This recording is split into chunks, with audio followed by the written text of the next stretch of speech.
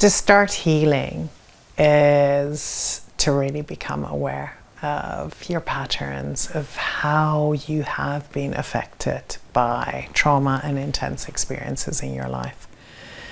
To start to notice where you may be discombobulated, where you may actually be reacting towards something instead of responding towards it.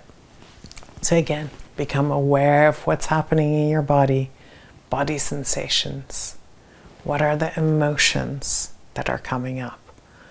What's the image or thought that you have? Because all four of these elements make up any experience. And the beauty is that the subconscious mind doesn't know what's real, what's happening, or what you're imagining. So wants to move through an experience is actually to discreate it, to take that entanglement, to take that stuck energy out of it, so that we can come to a state of freedom, to a state of choice. So one of the ways that I work with trauma and with intense experiences is I take people through those four elements in a very set way. But it's like, okay, so for 90 seconds, can you name the thought? Name whatever image you see. You might not see it, but whatever it is, can you then notice what emotion comes up? And then what's the body sensation? Take a breath in.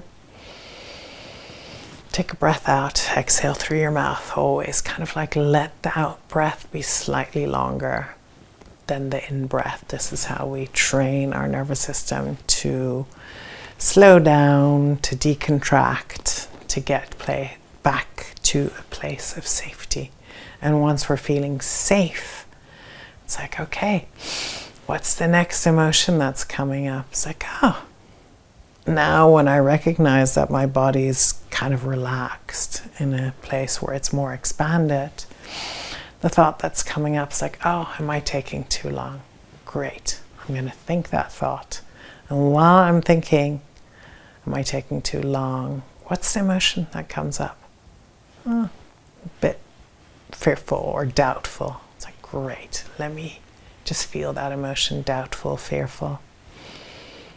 When I'm feeling that doubtful, fearful, does that show up anywhere in my body? I'm like, yeah, a bit of tightness in my jaws, my chest. Take a breath there.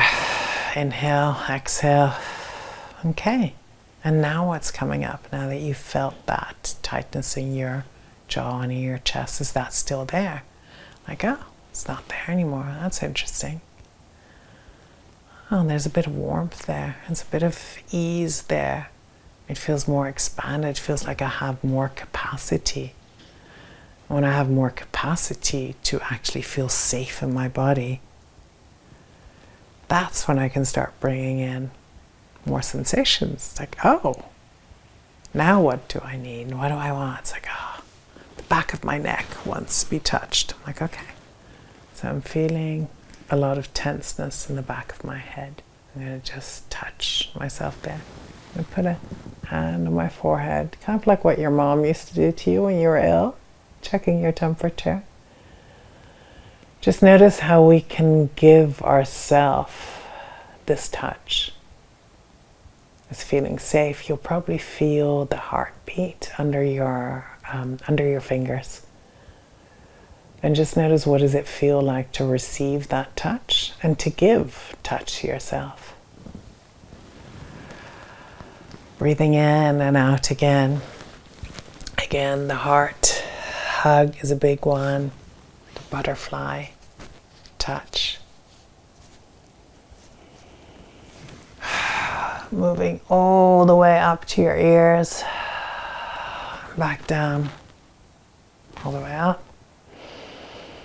Back down. The swaying. It's like, okay, I'm bringing in some movement. There's not so much stagnancy anymore. And sometimes this means that this is already enough. This is already where your pleasure limit is, right? Where this is like, this is all the sensation I can take now. Be kind to yourself. Maybe it's like, okay, I now need to go and make myself a cup of tea, put my feet in the grass. It means I might need to go and take a bath and just curl up into a ball. Recognize that you always have the answer within you.